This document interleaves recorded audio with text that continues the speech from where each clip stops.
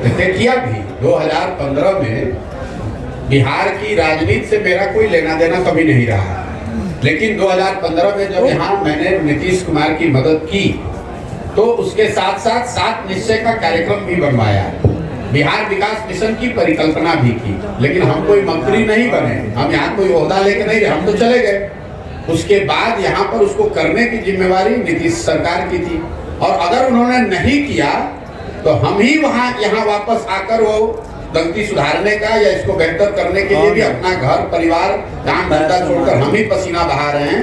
आप नहीं कर रहे हैं, आप उस समय भी सवाल कर रहे थे, आज आप भी सवाल कर रहे हैं। हम ही आज आकर अपने जीवन का सब कुछ दांव पर लगाए हैं कि अगर इनको सलाह देने से नहीं सुधरा तो हम खुद उतरकर जनता को सलाह देकर इस काम को करेंगे।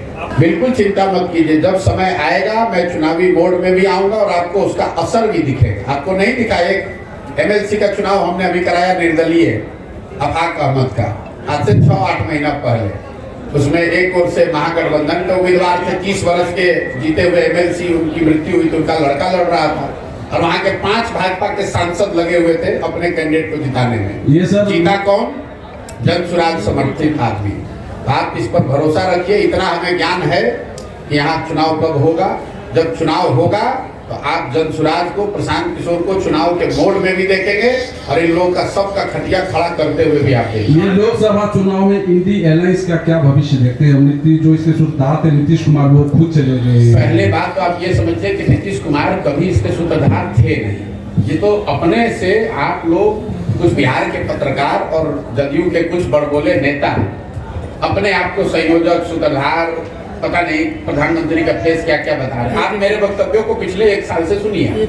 मैं बार बार कह रहा हूं कि पहली बात, इंडिया अलायंस जिस तरीके से बना है, जिस तरह के उसमें प्रयास हुए हैं, मैं ऐसा नहीं समझता हूं कि उससे उनको कोई बहुत सफलता मिलेगी। इसलिए नहीं मिलेगी ना उनके पास कोई नैरेटिव है, ना कोई पब्लिक से कॉन्टैक्ट है, ना जमीन पर कोई काम हो रहा है, ना कोई उनके लिए नया प्रयास हो रहा है, ना आपस में उनकी सामंजस्यता है, ना कोई चेहरा, ना कार्यक्रम। तो कैसे आपको सफलता मिलेगी? दूसरी बात, अगर जो भी उनकी ताकत है इंडिया अलायंस की, उसमें नीतीश कुमार का क्या था भाई?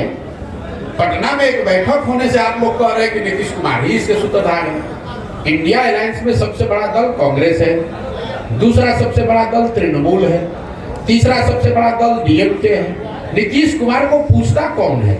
ये तो बिहार में आप लोग, हमारे चूंकि मुख्यमंत्री हैं तो हम लोग को इन पर बोलना पड़ता है। आप किसी दूसरे राज्य में जाइएगा तो कोई इस बात का संज्ञान भी ले रहा है क्या कि कौन है नीतीश कुमार?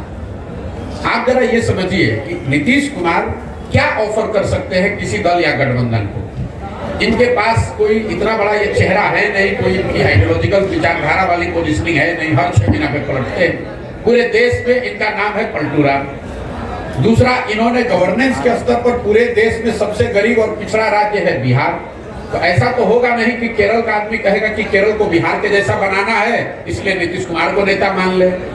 तीसरा, दल की बात हो गई सर। मैंने सुनो मेरी बात। दल की आपकी ताकत है नहीं, कुल जमा पूंजी आपकी 42 विधायकों की है ना, आपके पास राजनीतिक काबिलियत है, ना आपका इमेज है, ना सुशासन गवर्नेंस है। किस आधार पर आपको कोई नेता मान लेगा? ये तो नीतीश कुमार ऐसे हवाई किला बनाते रहते हैं, और जब वो नहीं मिला तो तुरंत पिछले दरवाजे से भागा भाजपा की ओर। और आपको एक और घोषणा कर देता हूं, अगले विधानसभा से पहले, जिसको भी आप लोग चला दीजिए कोट करके, ये फॉर्मेशन फिर बदलेगा, जिसको भी लिख कर दे देता हूं। आज जिस फॉर्मेशन में बिहार में व्यवस्था है, जिसमें नीतीश कुमार चेहरा है, बीजेपी सपोर्टर की भूमिका में है, और दूसरे साइड RJD है और बाकी लोग उनको सपोर्ट कर रहे हैं, इस फॉर्मेशन में विधानसभा का चुनाव नहीं होगा।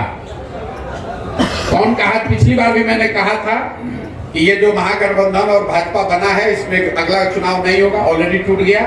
फिर अभी घोषणा कर देता हूँ, ये भी टिकने वाला नहीं है।